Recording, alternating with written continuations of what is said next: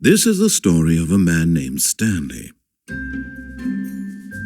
Stanley worked for a company in a big building where he was employee number 427.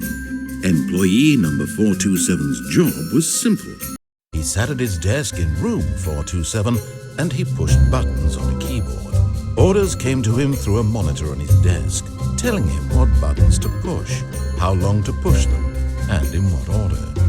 This is what employee 427 did every day of every month of every year. And although others might have considered it soul-rending, Stanley relished every moment that the orders came in, as though he had been made exactly for this job. And Stanley was happy. And then one day, something very peculiar happened. Something that would forever change Stanley. Something he would never quite forget. He had been at his desk for nearly an hour when he realized that not one single order had arrived on the monitor for him to follow. No one had showed up to give him instructions, call a meeting, or even say hi. Never in all his years at the company had this happened, this complete isolation. Something was very clearly wrong. Shocked, frozen solid, Stanley found himself unable to move for the longest time. But as he came to his wits and regained his senses, he got up from his desk and stepped out of his office. All of his co-workers were gone. What could it mean? Stanley decided to go to the meeting room. Perhaps he had simply missed a memo.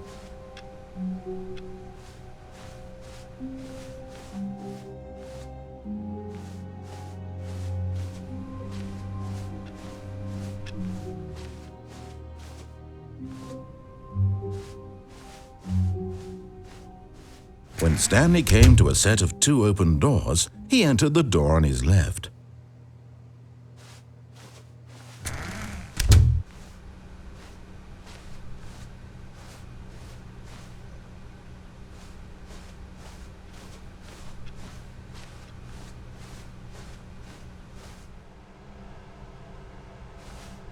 Yet there was not a single person here either. Feeling a wave of disbelief, Stanley decided to go up to his boss's office, hoping he might find an answer there.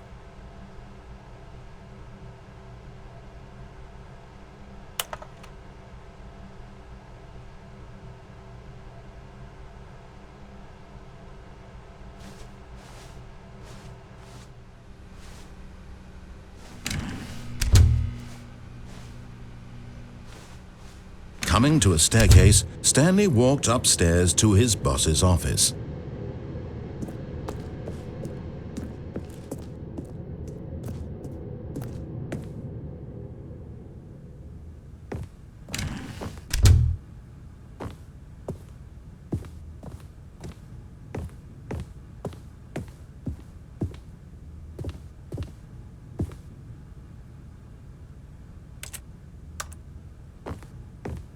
Stepping into his manager's office, Stanley was once again stunned to discover not an indication of any human life.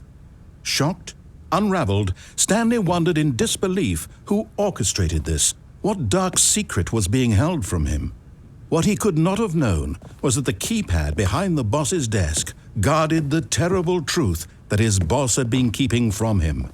And so the boss had assigned it an extra secret PIN number, 2845. But of course, Stanley couldn't possibly have known this.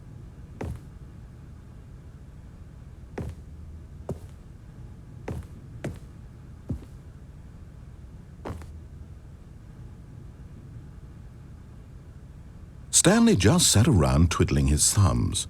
Trying to input anything on the device was useless, since he could never possibly know that the combination was 2845.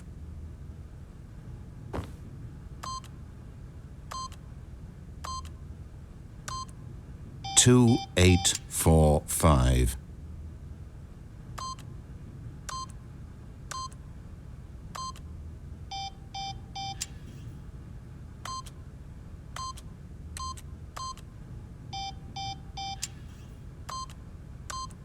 Forgot, but it turns out that the panel's emergency override kicked in, and the door just opened all by itself, and Stanley got the hell along with the story.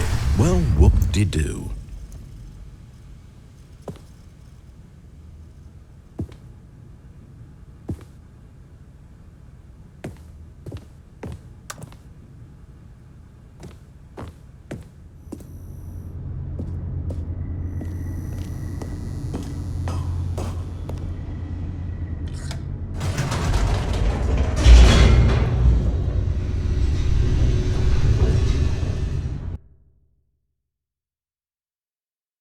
Descending deeper into the building, Stanley realized he felt a bit peculiar. It was a stirring of emotion in his chest, as though he felt more free to think for himself, to question the nature of his job. Why did he feel this now, when for years it had never occurred to him? This question would not go unanswered for long.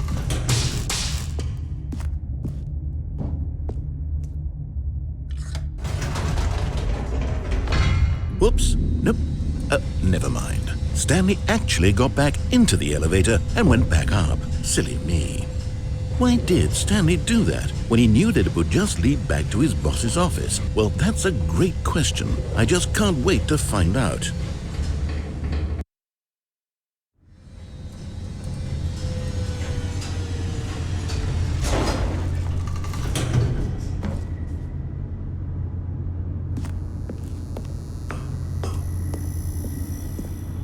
Here we are, Stanley. It's your boss's office. Exactly the way it was before you got onto the elevator. It's still just exactly what it is. What a decision you've made to come up here and look at the office again.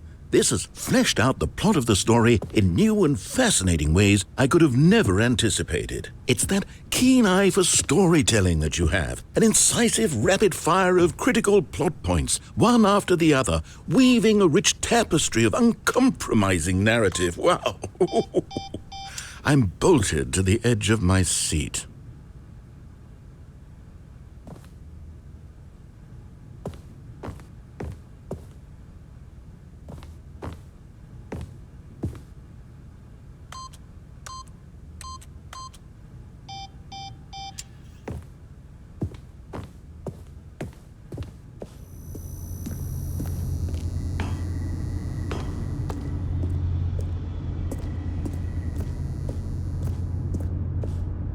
Incredible. Now he's getting back into the elevator and going down again. Ladies and gentlemen, how does he keep coming up with all of this?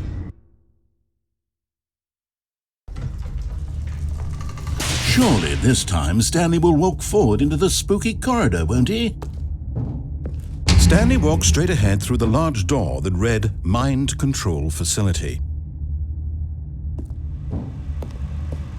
Although this passageway had the word escape written on it, the truth was that at the end of this hall, Stanley would meet his violent death.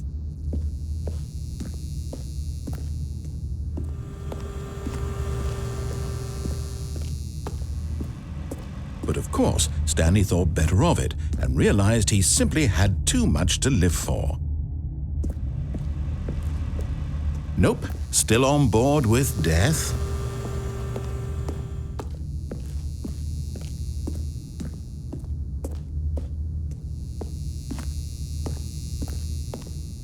The door behind him was not shut. Stanley still had every opportunity to turn around and get back on track. At this point, Stanley was making a conscious, concerted effort to walk forward and willingly confront his death.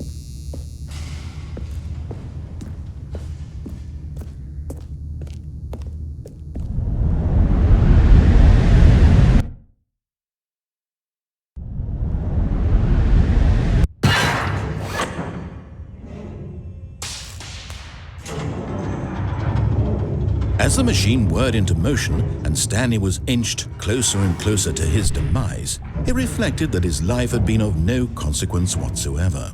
Stanley can't see the bigger picture.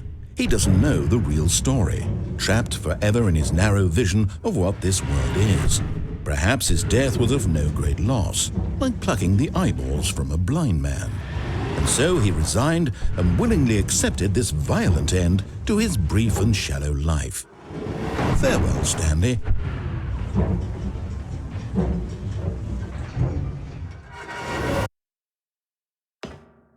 "Farewell, Stanley," cried the narrator, as Stanley was led helplessly into the enormous metal jaws. In a single visceral instant, Stanley was obliterated as the machine crushed every bone in his body, killing him instantly.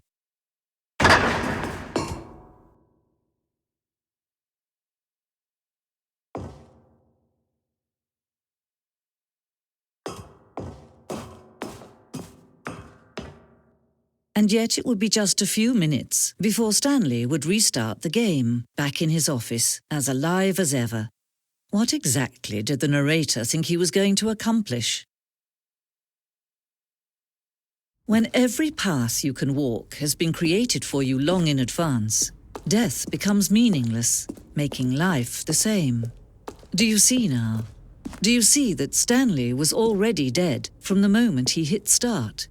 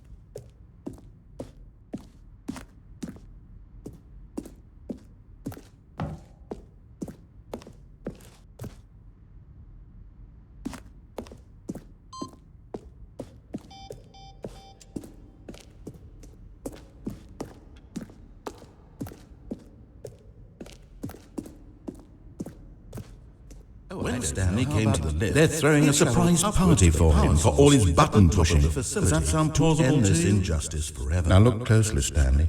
See how it's impossible for the player to do anything in this room. Perfect example of poor level design. textbook mistake. It's the...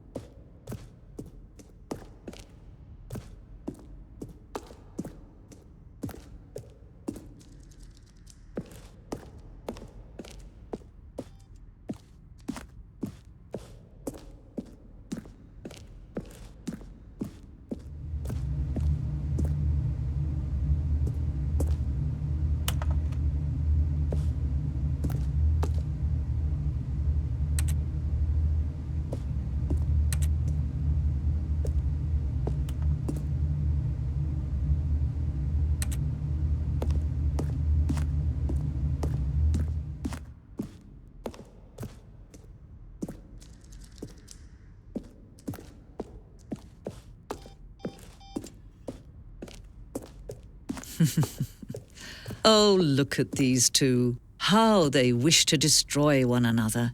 How they wish to control one another. How they both wish to be free.